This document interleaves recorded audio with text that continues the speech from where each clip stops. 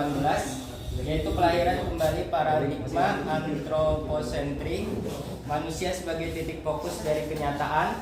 Pada era ini muncullah yaitu pemikiran rasionalisme dari Descartes, Spinoza, dan Leibniz, yaitu pentingnya rasio atau akal budi dari manusia.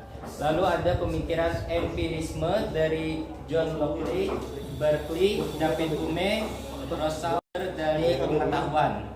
Lalu ada muncul teori saat menjadi lebih atau kurang dari keadaannya, manusia merupakan manusia terikat pada dunia eksistensial, hanya pengalaman yang berbeda-beda, yaitu Heidegger memberi tekanan kepada kematian yang 100 sampai 400 sebelum Masehi.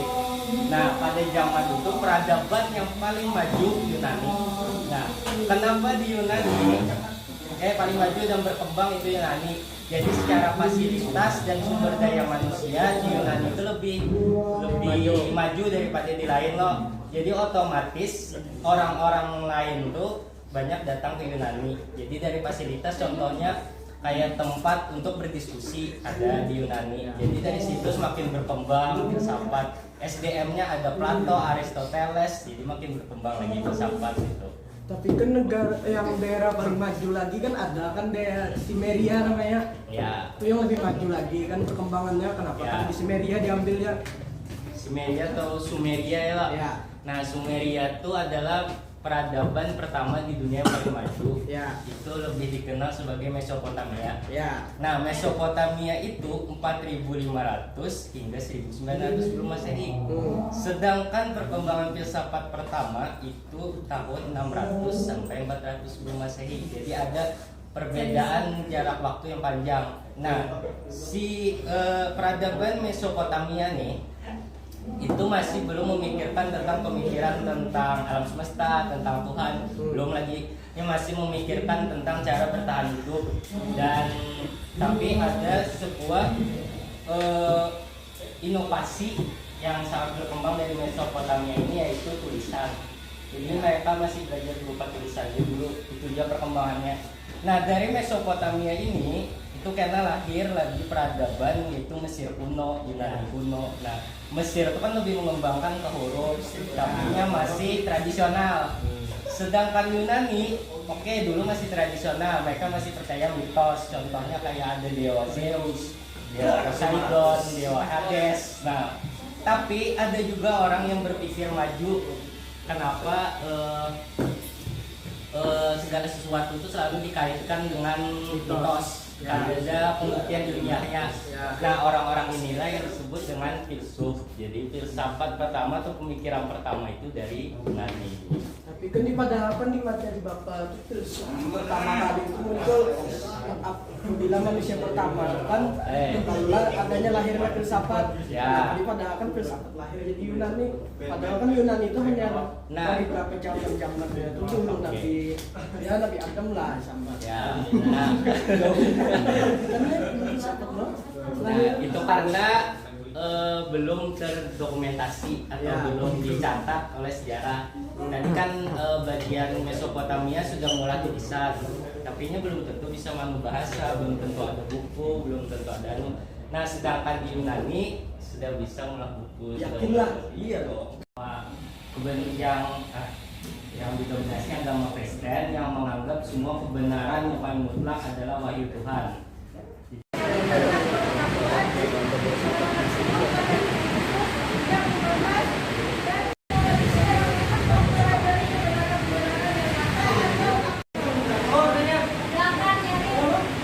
Apa perbedaan rasionalisme dan rasionalisme dengan positivisme, ya kan? Jelaskan perbedaan Rasionalisme, ya.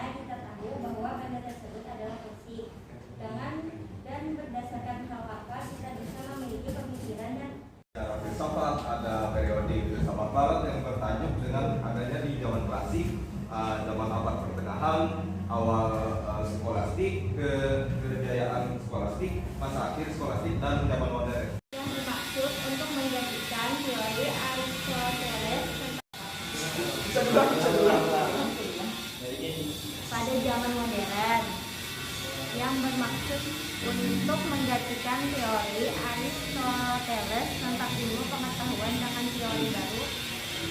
Teori baru seperti apa yang digunakan?